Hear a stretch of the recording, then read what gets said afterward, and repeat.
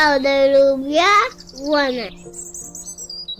د ډیر وخت مخکې خبره ده چې په یو کلي کې یوه ښځه وه چې د خپل زوی سره یې ژوند کوه.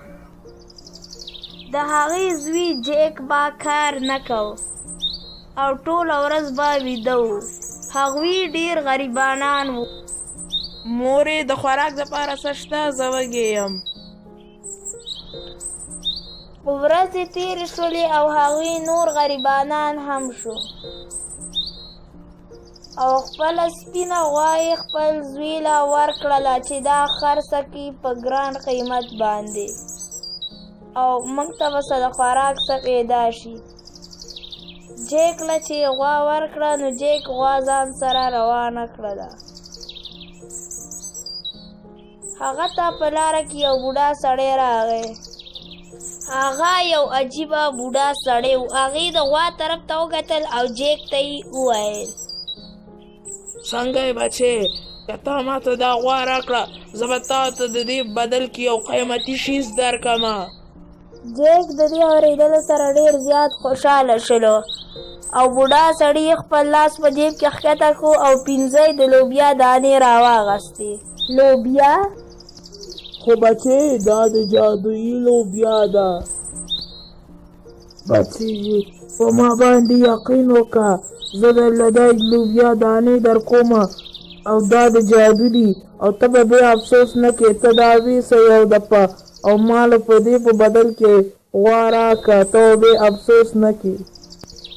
جیک پرې باروسه وکړله او خپله سپینه غوا یې ورله ورکړه او د لوبیا دانې ترې واغستې. جیک په خپل کار ډېر خوشحاله شولو او کور ته یې منډې کړلې او خوشحاله روان و.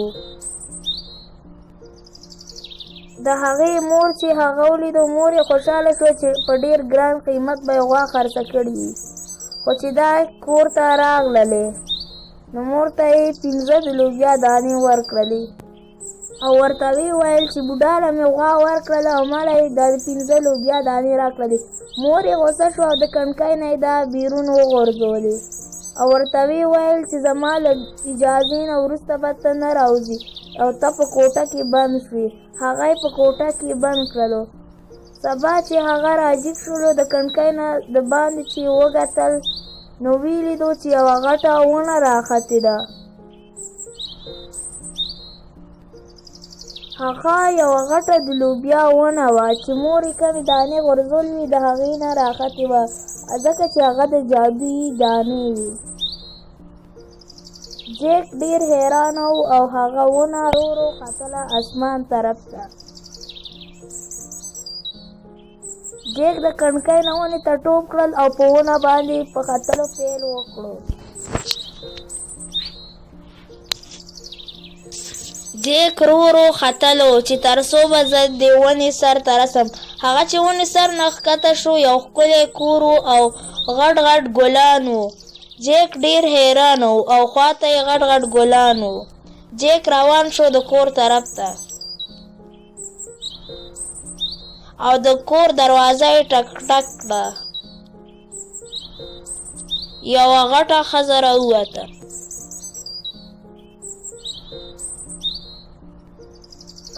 ما دا ویلي چې تاسو کره د خوراک څه شته دی؟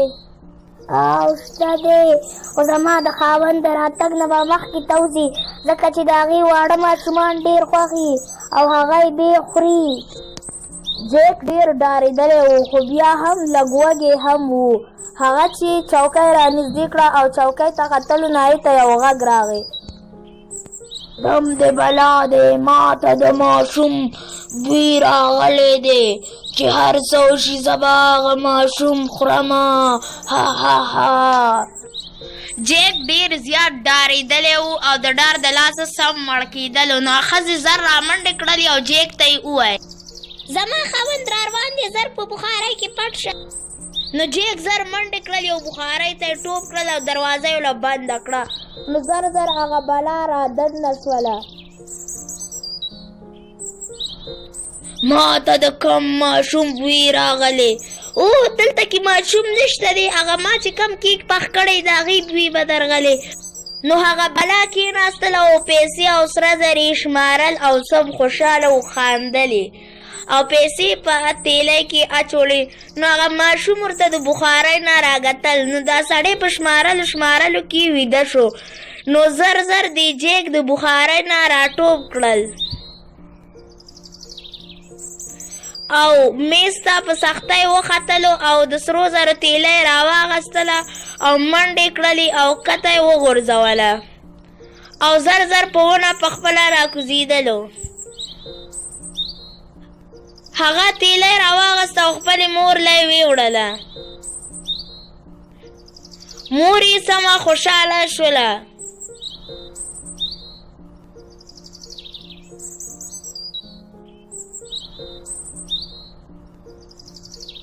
او هغوی بیا کله هم غریبانان نه وو، خو څه وخت بعد هغوی په تیلی کې پیسې ختمې شولې. هغوی ډېر پریشانه شول او جیک یو ځل بیا وویل چې زه به وخېږم. نو جیک په ونه باندې یو ځل بیا وختلو او هغه کور ته ورغی او دروازه یې ورله ټک ټک کړه. نو ښځه راووتله. ته بیا راغلی یې؟ تا ته زما د خاوند پته نشته؟ هغه جیک ورته بیا څه وویل خو ښځې ته څه ونه ویل او بېرته یې دننه کو. نو هغه بلا بیا را روانه شوه. ها ها ها ما ته د کم ماشوم بوی راغلی چې هر څه یې زه به هغه اوس خورمه. ها ها ها ما ته د ماشوم بوی راغلی. نو جیک چې دا غږ واورېدل نو بیا یې منډې کړلې او بیا یې بخارۍ ته ټوپ کړل او ځان پسې یې ور بند کو. نو دې بلا غوښې خوړلې. ورشه چرګه راوړه. نو ښځه یې لاړه او یوه چرګه یې راوړله. نو دې بلا ورته وویل چې یو د سرو زرو هګۍ واچوه. نو ډایرکټ چرګې د یو سرو زرو هګۍ واچوله او جیک ورته د بخارۍ نه راکتل. نو هغه بلا چې کله لاړله نو جیک زر زر رامنډې کړلې او چرګه یې راواخیستله او چرګه یې د ځان سره ښکته کړله د ونې نه او کور ته یې راوړه او بیا به یې هره ورځ د سرو زرو هګۍ اچولې. څه وخت بعد جیک وویل چې بیا به یو پریکټس وکړم او یو ځل بیا وختلو په ونه باندې.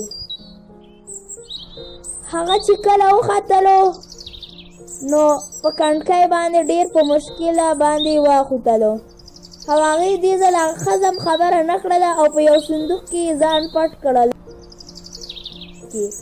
چې کله بلا راغلله او دلته کې د ماشوم بوی دی. نو هغې وویل دلته د ماشوم بوی دی، زه په کار دی چې دا ماشوم وخورم چې هر رقمي زه دا ماشوم خورمه چې هر رقمي زه باید دا وخورم. نو ښځه یې راغله چې دلته کې ماشوم دی نو راځه چې ویې لټو او چې ویې خورې ته. نو خاوند یې اوله بخارۍ وګته، ښځې ورته وویل چې دې کې وپټي. بیا یې بسترې راښکته کړلې، بالښتونه یې جګ کړل، المارۍ وګته، هر شیز یې وګتلو خو صوفې نه لاندې هر ځای وګتو خو پیدا نه شو. په ستړیتوب باندې هغه سملاستلو او یو رباب یې راواخیستلو. رباب ته یې وویل چې ګانه شروع کړه. نو رباب ګانه شروع کړله او هغه د سرو زرو رباب و. ګانه ګانه کې هغه بلا ویده شوه. نو زر زر هغه ماشوم راووتلو او میز ته خو نه شو ختلی ځکه چې هغه وړوکی و. نو هغه د ډېر هغې ویل چې زه هر رقمې دا رباب به راخلم. نو د بلا په پښو باندې وختلو او رباب یې راواغستلو. نو ایسته رباب غږ وکړو ما تختی ما تختی. نو چې څنګه بلا راجیګه شوله نو د ماشوم منډې شروع کړلې او بلا پسې ور منډې کړلې او د ماشوم چې سمې تیزې منډې والې هغه رباب یې هم غورځو او بلا هم دې پسې راکوزېده دا هم ترې نه کوزېدلو. سمې منډې والې او دواړه یو بل پسې ورپسې وو. نو چې هغه څنګه راکوزېدو نو مور ته یې چغې کړلې چې ورشه ته هم راشه او یو دوه تبرګیم ځان سره وړه. هغې دواړو تبرونه شروع کړل او ونه یې ماتوله او بلا را روانه وه په ونه باندې. هغه چې راکوزېدله نو ونه ماته شوله او بلا راوغورځېدله او مړه شوله. او هغوی بیا کلم غریبانان پاتې نه شولو. هغه لالچ ومکړلو خو بیا هم ورته خپلې غلطۍ احساس ورغی چې کاش ما دا بلا نه وی مړه کړې او مور له یې غاړه ورکړله وایي بیا به کلم لالچ نه کومه. او د هغه وخت نه د جیک کار شروع کړلو او ډېر محنتونه به یې کول. وخت په وخت باندې به دا جیک کار له تللو او کله به یې لرګي ماتول، هر کار به یې کوو او محنت به یې کوو او چرګې به یې هره ورځ یو یو هګۍ اچوله او بیا دوی کله هم غریبانان نه وو.